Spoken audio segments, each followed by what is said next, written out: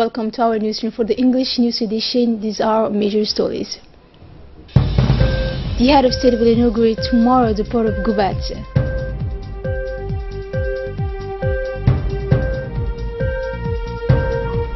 Handing over of food aid to the most disadvantaged.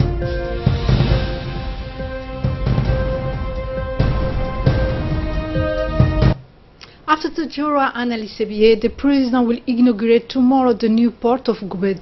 It is infrastructure attended to the export. The port of Gubat has been built by the Chinese company, China Harbour Engineering. Note that the Chinese company has signed the construction contract with the authority concerned in 2012. This port named Gubat will be used specifically for the export and the salt of Lacasal. Let us watch the video now. Of Gubat, located on some 40 kilometers to the south of the Gulf of Gubat near the Lake Assal, will be inaugurated tomorrow by the head of state. With an export capacity of 6 million tons per year, this project of $63 million includes a new device for the earth as well as warehouses. It will also assist in the construction of the road linking the Lake Assal to the port of Gubat. In parallel, the industries of extraction of the country's fourth gold mine would benefit from the implementation of this new port. Note that the storage area of the products is located approximately 800 kilometers to the west of the end. This terminal is located in a perfect area with a natural depth of more than 15 meters. The terminal project is one of the priorities of the government of Djibouti in the framework of creating a national industrial fabric and infrastructure development. These projects is in fact the preamble of a whole economic strategy to develop our port activities and strengthen our role of regional logistic platforms. Through this device, the Republic of Djibouti wishes to export more than 5 million tons throughout the world. In the margin of this port of Gubat, an administrative building, a station of regulation of water, a unit of desalination of seawater, an electrical generator of 1,225 kilowatts exists. Note, finally, that the size of the vessels that can dock in the port is 40,000 to 100,000 tons. But in the first place, more than 80% of this vessel will have a capacity of 60,000 to 80,000 tons. The Executive Committee of the RPP party has organized yesterday evening a collective breaking fast at the central seat of the party. This breaking fast saw the participation of the Vice President of the party, Abdulkadir Kamil Mohammed, as well as the members of the Executive Committee. Thus, the whole family of the RPP party have a meeting at the same table for the collective iftar, which forms an opportunity of reconciliation between the senior executives of the party and the presidents of the annex. After the breaking fast, the whole of executive community, included its Vice President, Mr. Abdulkadir Kamil, proceed to the delivery of the food aid to the annex of the capital and the region of interior. This donation has been granted by the First Lady, Kadra Mahmoud Haid, to the representative of the RPP annex for the benefit of more than 1,000 families. The leaders have been responding after the delivery of the food donation. Like the rest of the world, Djibouti celebrated yesterday the World Refugee Day at the Hotel Campiski Palace. It has been an opportunity for the honors to organize a collective breaking of fast for refugees. Within the honors, this collective iftar has seen the participation of Executive Secretary of the honors, Mr. Hussein Hassan Darar, the advisor to the Minister of the Interior, as well as several representatives of NGOs which support the honors in the management of refugees, to know the UNHCR representative Abdullahi Barri, the representative of WFP, and the representative of the refugee camp 3, namely Ali Ade Hall and Merkazi camp. An important delegation of the executive committee of the APP, led by Suleiman Arbili, accompanied by the Minister of Agriculture, Mohamed Ahmed Awale, visited yesterday evening the annex of the APP in the neighborhood of Fife, where there have been distributed clothes to the orphan and the most disadvantaged of this neighborhood. 70 children have been able to benefit from this donation clothing to celebrate the Eid al-Fitr. In the presence of the president of the annex, the RPP is organizing the kind of action of support to orphans each year of the Ramadan.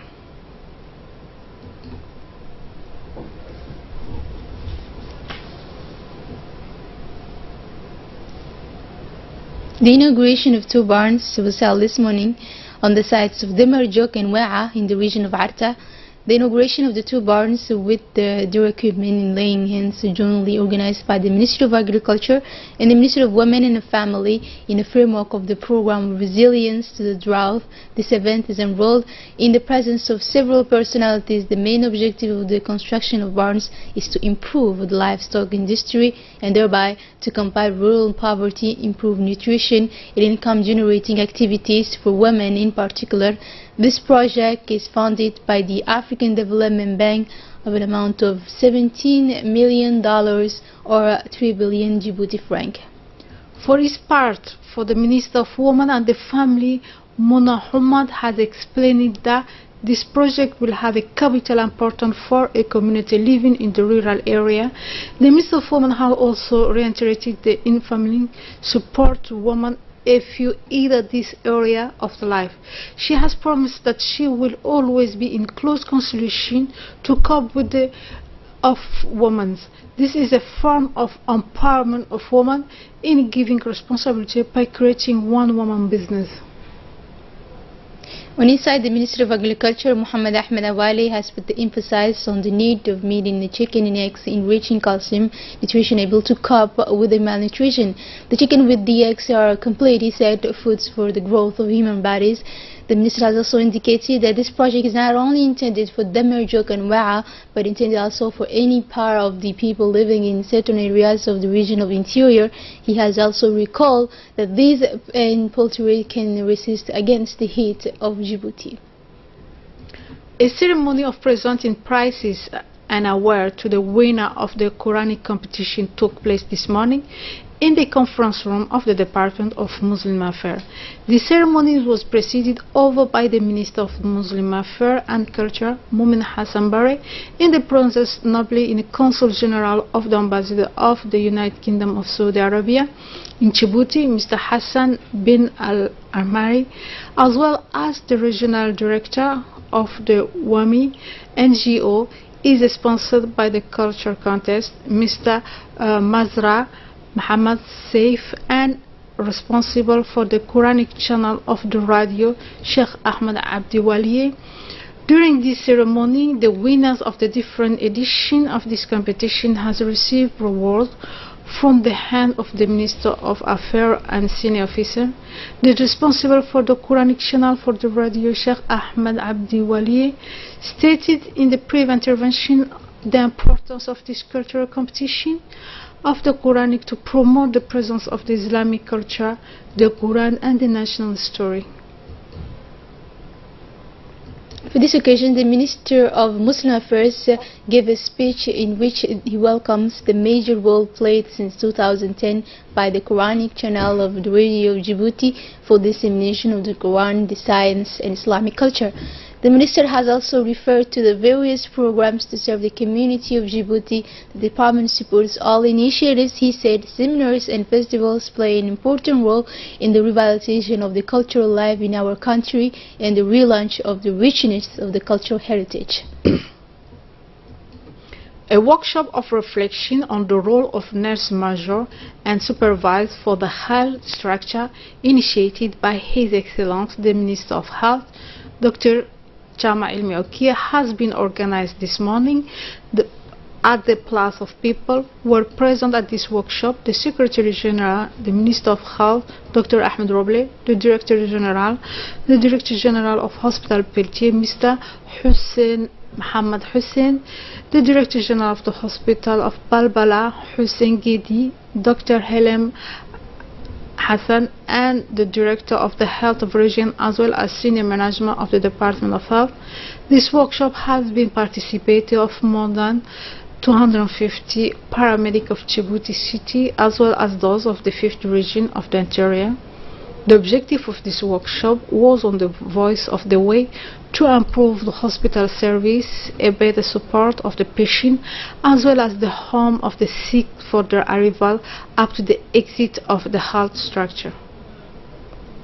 The parliamentarians of the region of Arta have organized a competition of Holy Quran in the mosque of Damerjuk. Some young of Damerjuk, Arta, divided into 3 groups, were involved in the competition with the participation of the prefect Abdullah Idraukiye and the president of the council regional in Mr. Almi Bouhagdale and the sub-prefect of Damerjuk, as well as the village chief Hussein. This competition is organized annually each Ramadan. Member of the region, Mr. Idri, the objective of this competition is to support the youth of the Damerjuk that they can learn by heart the Quran.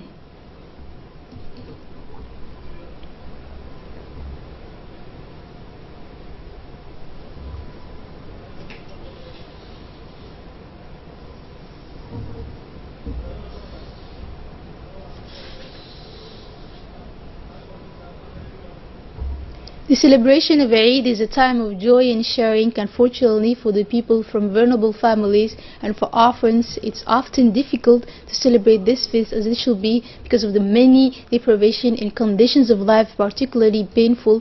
With awareness of the situation and they can live at this time, such families the most needed. The NGO Women African Canada have procedures this morning to the distribution of a skillful 9 of the aid to neglected children and orphans aged 3 to 6 years.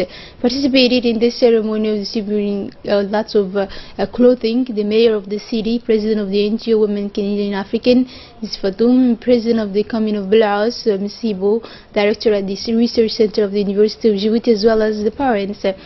As usual, on the occasion of the Eid al-Fitr, NGOs, Women African Canada, reinforces its support to these families in need in order to enable them to celebrate this feast in their joy and dignity. Thanks to this aid, 120 orphans and children from vulnerable families and poor may have been able to receive new clothes for the aid, a great source of happiness for them in this time of desperate hope. The gesture was entered in the register for the celebration of Eid al-Fitr in order to enable poor children to celebrate with dignity with new clothes as the day of the capital. Reforming and modernizing public administration is the government goal. For example, in 2012, the government has included national reform project as part of the overall policy. Over the past 5 years, the public service has been committed in a sustainable manner and keeping with the general ambition of the public policy to become effective, efficient, accountable and competitive. The end of this SECRA, the Executive Secretary for Reform of the Administration, will be set. The main objective of this forum is to give a new dynamic to the administration. The renewal process will allow the company to equip itself, adopt modern concepts in terms of management, quality, service provided to the user, the implementation of the principles and rules of governance administration. In addition to the constant policy, the reform process has been launched in order to determine, after consultation with senior official and manager, the priority annex of the reform. It is within the framework of this reform that the declaration of the service of the citizen has been launched with the main objective to ensure the proximity of the administration to the user, to improve the relation between the administration and the citizen, and to promote quality and efficiency public service.